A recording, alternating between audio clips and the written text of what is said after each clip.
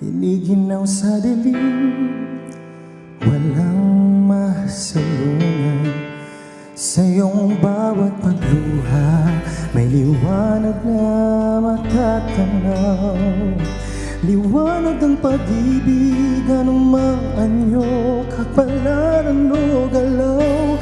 Kaya halika, kaibigan, sa puso ko ay may tahanan. Hindi ka mag-iisa, tayo'y hanap ng may likha sa mundong ito.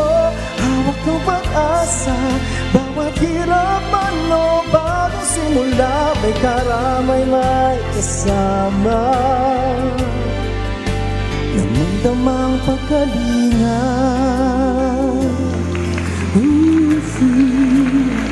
limutin ang nagdaan, dahil lahat ito ay di hadlang. Lahat malalampasan, ika'y ngumiti at manalangin sa may lalang.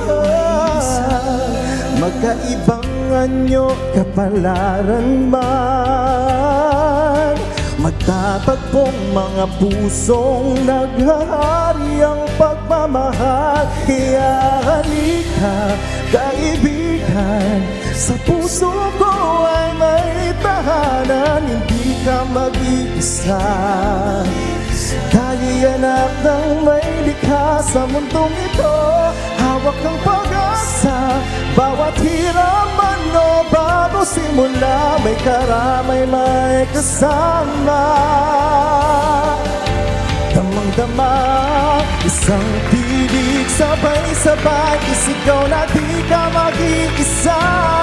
Hawak kamay, magkaakbay sa bagong simula, kasamang kagabay.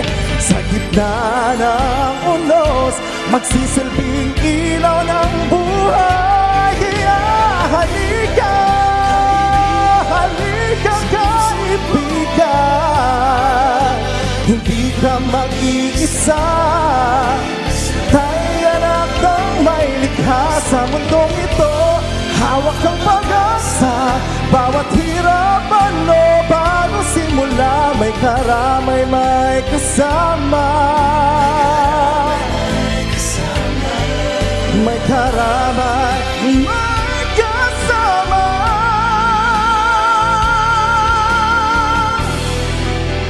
Damang-damaan, kalinga.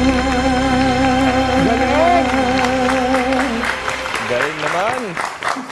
Welcome sa Rise and Shine Pilipinas, JV. At natunghayan po si Mr. JV Decena. So JV, kamusta naman? Kumento ba kwento sa amin yung musical journey mo? Tsaka narinig namin, isa ka rin palang songwriter.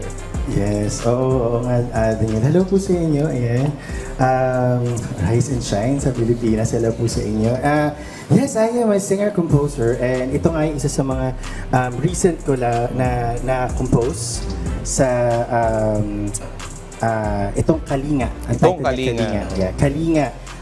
This is actually an anthem for the AJ Kalinga Foundation. So, sobrang honored talaga ako kasi nabigyan ako ng pagkakataon na magtrabaho ng para dito. It's a great actually purpose na gagawin ko to, yung di lang basta pagsulat ng kanta, kundi pagsulat ng may purpose talaga. Ano naman kadalasan yung inspiration pagka nagsusulat ka? Katulad ng kanta mo, yung itong Kalinga. Ano yung... Yeah, Kalinga actually is a collaboration of many brains talaga. Hindi naman ako lang talaga yung nag-compose ito. I am a part of the lyricist as well. Pero kasama ko dyan sila Tita V, si Tito, ayan, si Tito Mike, and si Father Flabby, ayan, na talagang head talaga namin sa AJ Kalinga Foundation. So, naisip nila actually na gawin ito, and nakipag-collaborate ako sa kanila to make the lyrics of the music. Ano naman siguro, JV, yung mapapayo mo do sa mga aspiring na singer-songwriter na katulad mo? Siguro, bigyan mo naman sila ng tips. Sure, bakit naman hindi? Actually, siguro ito yung isa sa mga pinaka-importante talaga sa lahat. Kasi with all the journeys, sasabihin, di ba, na parang practice and all that, hindi magiging sapat lahat yan kung hindi ka nag-give back.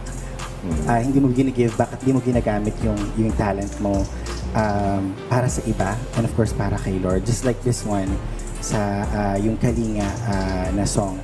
Yan, always give back. Always see to it that you are putting effort na magkaroon ka ng chance para makatulong sa ibang tao in your ways, especially sa talent mo.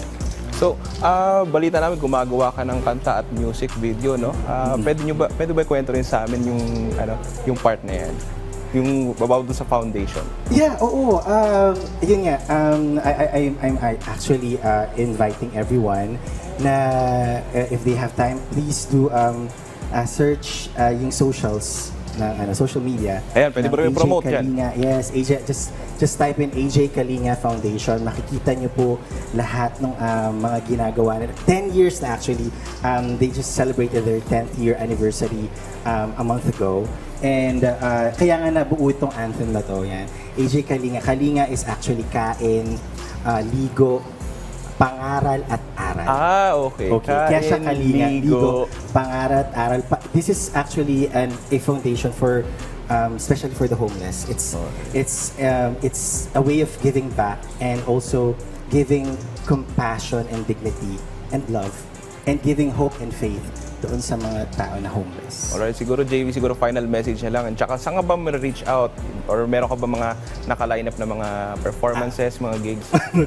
Very busy yan, Tita Grace. No? Very busy talaga. Just type in I am JV Desena and JV Desena Official sa mga social medias. And also, don't forget, again, AJ Kalinga Foundation. Hanapin niyo lang po sila. If you, lalo na ngayon sa panahon natin, di ba, recently there are a lot of storms na tumama sa atin and I'm sure makakatulong kayo ng malaki sa AJ Kalinga Foundation. Alright, maraming salamat sa pagpamamalas ng iyong talento, JV. At magbabalik pa po ang Rise and Shine Pilipinas.